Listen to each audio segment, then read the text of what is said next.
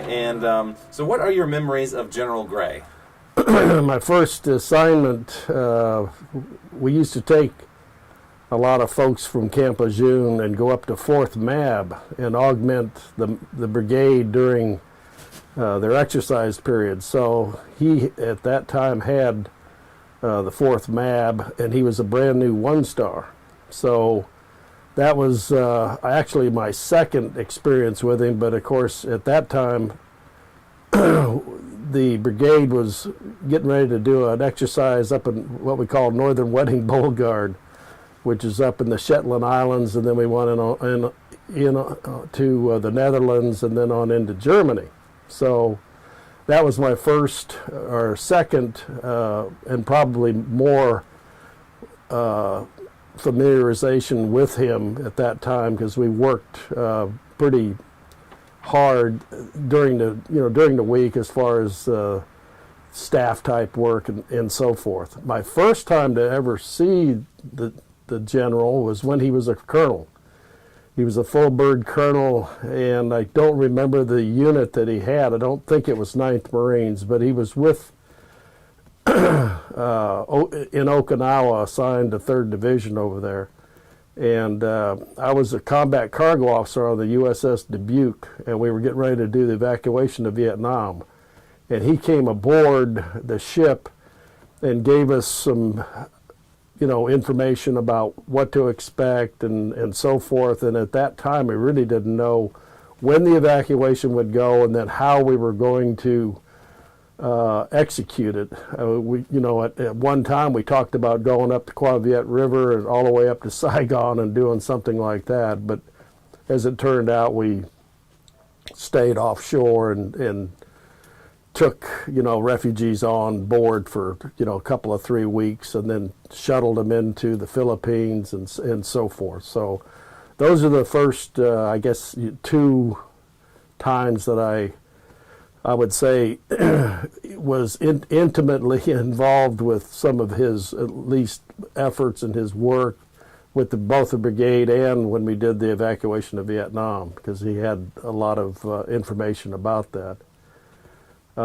After that, pretty much over the years, he was at 2nd Division, and I happened to be in the G4 shop at 2MEF, and so you got to know him from that.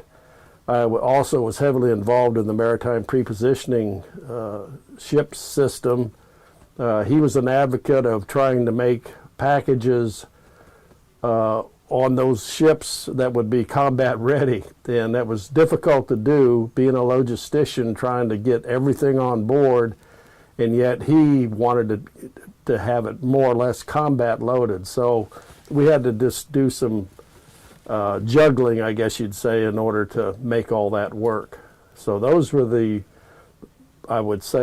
main times that I had experience with him.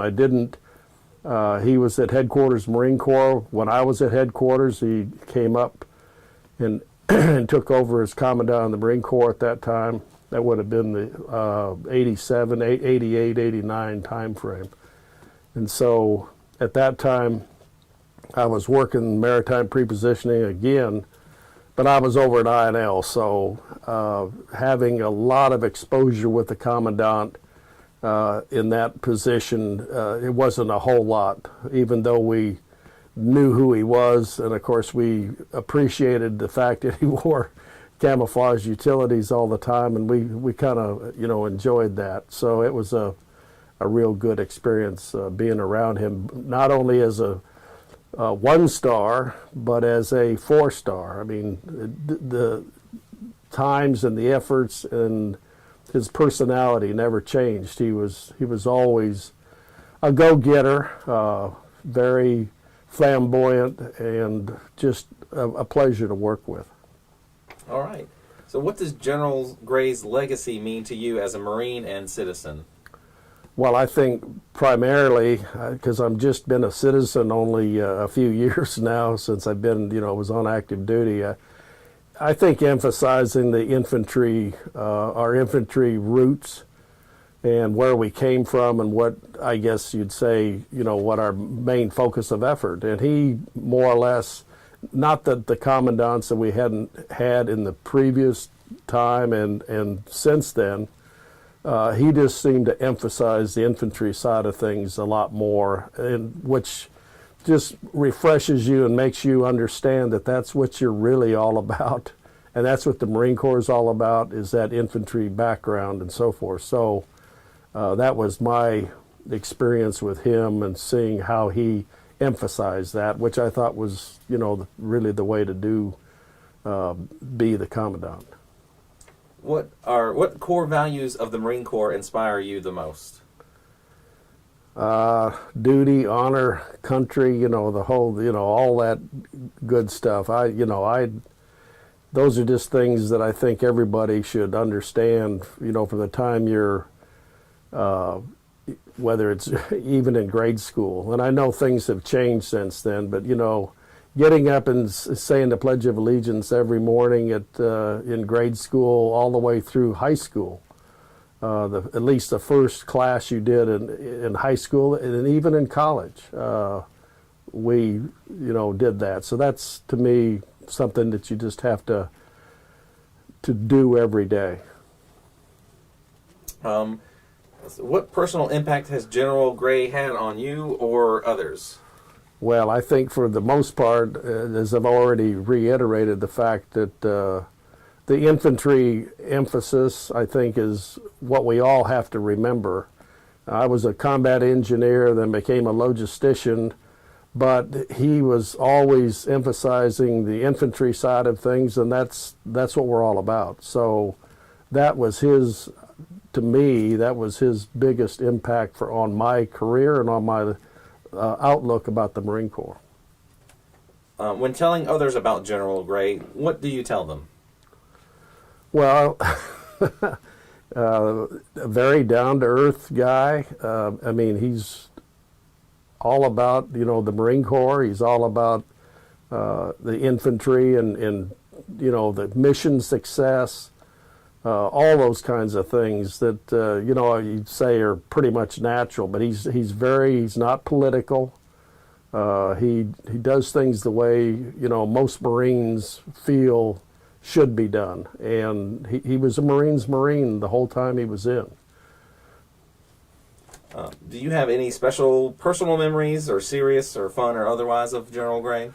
Well, he was a tobacco chewer, and I know that on occasion, once in a while, he'd get the cups mixed up about what he was spitting in and what he was drinking out of. So it was kind of funny to see him once in a while have to double take on what he was doing there. So that's kind of a secretive type thing. But we all know that he was at that one time. I don't believe he does that anymore, but tobacco chewing was his forte.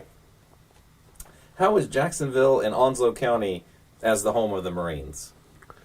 Well, it's been here since the 40s, so, it's just, I think it's grown. I got here the first time in the early 70s, 72, and, Court Street was a wild and crazy place, and you hardly even know it's there anymore. Things have really changed, and of course, the Marine Corps at that time, we didn't have, our Marines weren't paid the amount of money that they do today, so they didn't have families. They very seldom had a car, so they had to ride the bus into town, and they would raise hell and so forth and have a good time. And maybe they would make the bus back, and maybe they wouldn't, and sometimes they'd walk all the way from downtown Court Street all the way back to Camp Lejeune. So that's a pretty good hike. That was probably one of the things that I remember the most about Jacksonville and Camp Lejeune. And that was early. I watched it progress because I had 5 tours here. So I watched each time, and every time it seemed to really improve. The relationship between the people in the city themselves and the Marines. Of course, the Beirut bombing was another event that brought a lot of people much closer together. So that was what I would say was the things that I noticed the most. And what leadership skills did General Gray exemplify that have inspired you or others? Well, I think just his infantry background, straightforward, no nonsense, and yet not to the point of being mean and ugly about things. I mean, he could chew your ass out, and you wouldn't really realize it because he was good about it, and he wasn't. Not that you didn't know that it was happening. It's just the fact that you had to almost agree every time he did, because it was something that he was trying to teach you and make sure you understood. So a lot of times, officers and staff NCOs, enlisted, whatever, sometimes you take offense to those kinds of things, but I never did, because it was something that just made me a little better.